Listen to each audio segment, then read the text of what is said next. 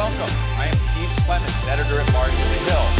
Thank you for joining us for e-commerce and the American small business, a timely conversation about our new normal, where online everything has become an essential component of daily life and the economy. I'd like to thank our sponsor, eBay, for their support of today's event. While online selling and buying have taken on a larger role in these unprecedented times, e-commerce is not new, and what's more, it has for years given small businesses the opportunity to sell goods globally and even compete against large businesses. Given our increased reliance on the online marketplace today, we're going to spend the next hour understanding the role e-commerce is playing in meeting consumer demand and giving struggling businesses a leg up during these very complex times, particularly in this time of COVID. As more and more small businesses transition to the digital global marketplace, how will consumer behavior change? And as with any regulated industry, what policies can be implemented to encourage a healthy environment for e-commerce users? We've got a fantastic lineup of speakers today to help explore this topic, including 3 members of Congress and many small business owners who utilize e-commerce to sell their goods nationally and internationally. Before we get underway, a few housekeeping notes. You can tweet us at The Hill Events. That's at The Hill Events. And use the hashtag #TheHillSmallBiz. So original. It's easy. We are broadcasting live and we'll be taking your questions throughout the program. As with any live stream, you could experience occasional trouble with the video. If you refresh the page, hopefully that'll fix the problem. My first guest was elected to Congress in 2018 and is a member of the Small Business Committee. Prior to joining Congress, he was a small business owner, an entrepreneur, and a co-founder of a community bank. He had a bunch of McDonald's franchises as well. I'm eager to hear his perspectives on entrepreneurship and economic opportunity. Representative Hern, it's great to see you. And I'm going to say this is the first time in my career, and I've interviewed tens of thousands of people. My family, my origin story of my family is Bartlesville, Oklahoma. So, technically you're my family's congressman, so it's great to be with you today, Kevin. Let me just ask you, when you think about that, both, I just mentioned the time that we're in, which, COVID time, and, everybody's been shoved online. What do you think the pieces are that we need to understand about the small business ecosystem and digital platforms today? Well, I think what you're seeing, Steve, is a lot of things that many companies, I will use McDonald's as an example, many companies have sort of evolved over the last 5, 6, 7 years, got some of the bugs worked out early on. And I really feel for those small businesses that are having to accelerate this, taking a 5, 10-year horizon that they were looking at evolving to a digital platform and having to do this in 4, 5, 6 months, 90 days in order to stay valid and viable.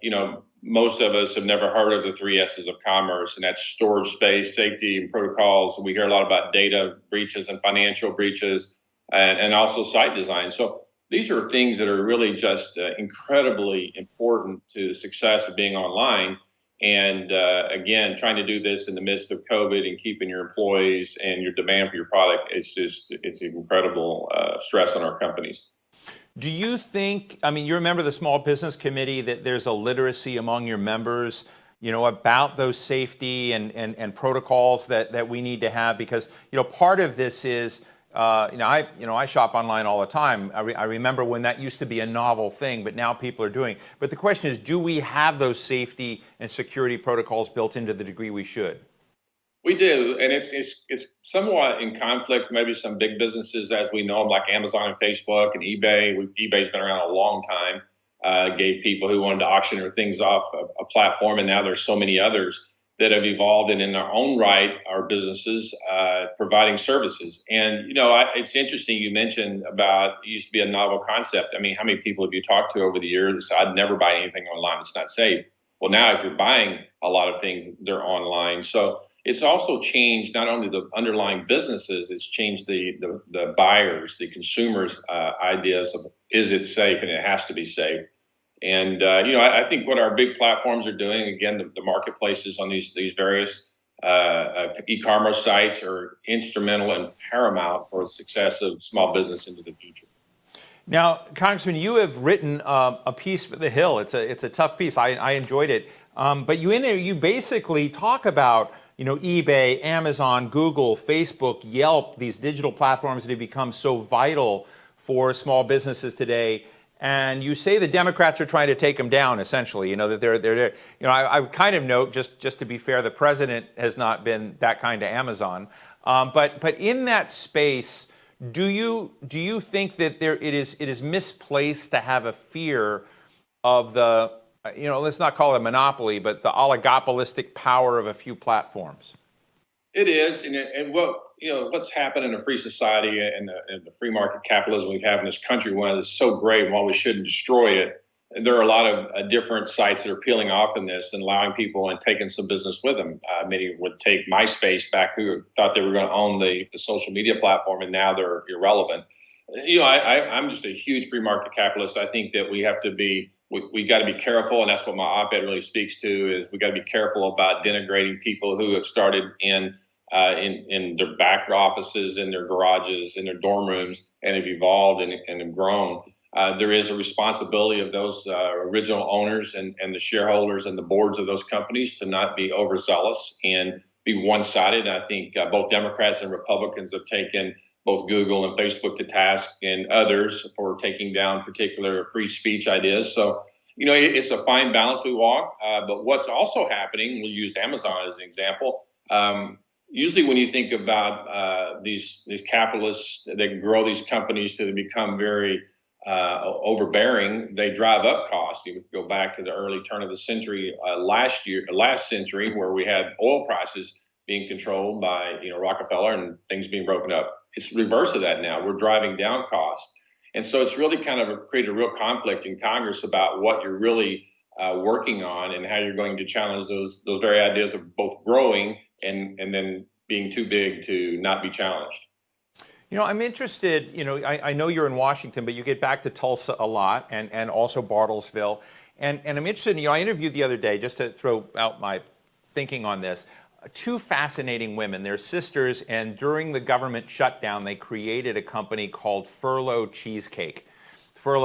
And they have been booming online with e-commerce, but they were doing this during another time of financial stress, went online, created this. They've recently opened a brick and mortar shop down near the National Harbor. So it's kind of like going against the trend. And they said, we're existing in both places. We've got this spot we've opened up. They opened in July this year, which I said, are you crazy? But they did.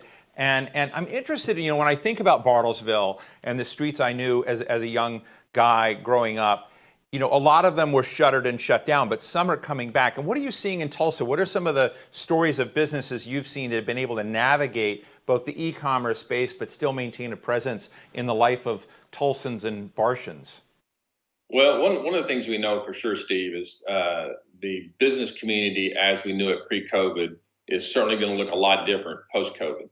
There are going to be restaurant businesses that were our favorites to go to that will no longer be in existence because e-commerce using technology will just will not work for their business. The reverse of that's also true.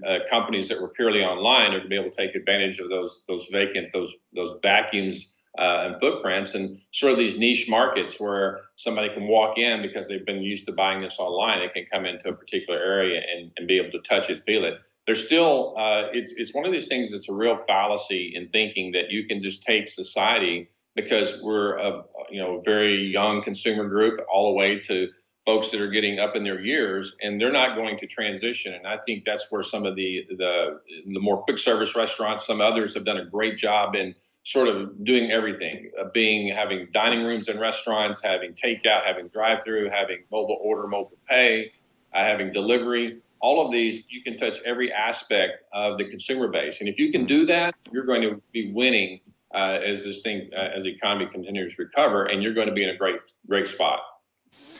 I'm sort of interested in the steps that Congress has taken to shore up companies, with the First CARES Act and on. One of your colleagues from Congress, Yvette Clarke, is going to come on and say, a lot of these resources went to big firms and big businesses. A lot of small businesses, are still struggling, still need support, and this pandemic is not over. Where are you in that? Do we need to be doing more to stand by small businesses right now? We're not at the end of the tunnel of this. Where should Congress be? Where should we be supporting? Where should we not be supporting small businesses and their payrolls and all that? Yeah, so listen, here's the thing. Whether you look at the constitutional idea of eminent domain, basically the government declared eminent domain on the revenues of businesses in America, and you're supposed to be getting just remuneration for that. If you look at those, I mean, 80% of the loans that were given out, over 5 million, so over 4 million of the loans were given to small businesses under $150,000. And those, and by its very nature, are very small business. In Oklahoma, it was even a higher percentage than that. But when you look at the average workforce of 10 or 15 employees, that this is going to be something, and has been something, that keeps everybody employed, keeps them in their jobs and off of unemployment. But what's also it's important to note that there's still $135 billion that's sitting out there, that's been sitting out there since July. It's already been authorized and appropriated, sitting there ready to be put back out into the workforce, keeping businesses open, jobs open for employees to keep America moving forward.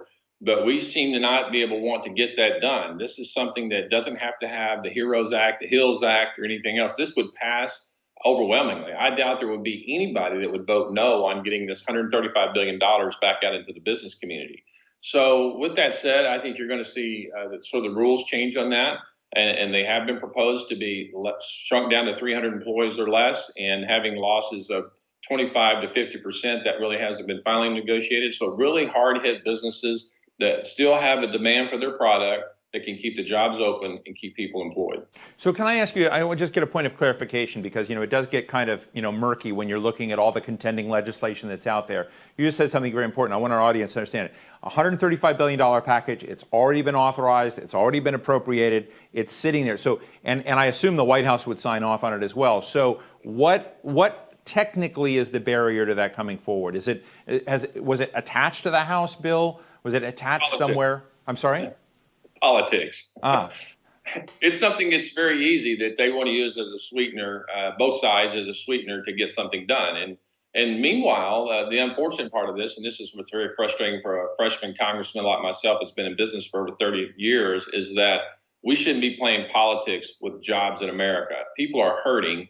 We can go talk about states and municipalities, but when it comes to individuals and jobs, we need to stop playing politics. And just for point of clarity, this is not a standalone $135 billion. This was part of the second tranche of money that went into the CARES Act that wasn't fully taken because many businesses in America weren't sure if they were going to be able to stay open anyway.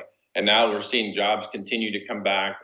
This is an opportunity for them, those second round of small businesses, to go take that money to continue on moving toward the end of the year and into the first part of next year, so they can keep people employed, as opposed to starting to lay people off because the demand is real soft in their business.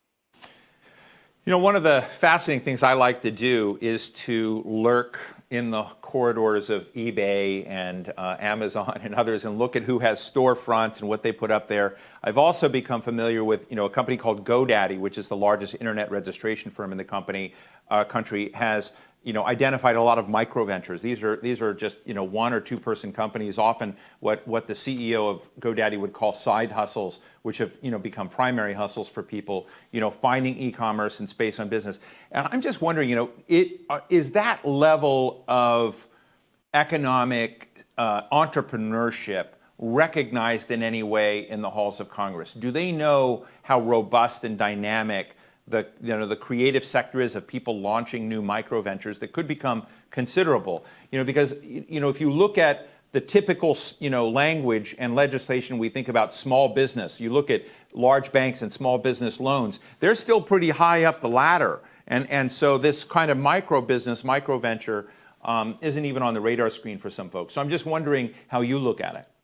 Yeah, Steve, I'm a person who started my first business in 1985 as a single person writing software when I was in college before I went to grad school at Georgia Tech. And so I was the person, I always said I was the chief cook and head bottle washer writing software. And so I'm a person that's lived every one of those, that evolution from 1 to over 1,000 employees in a business. And I can tell you, the simple answer to your question is no. Members of Congress don't understand that because, quite frankly, I would guess it's 95% of the folks in Congress have never created a single job in their life.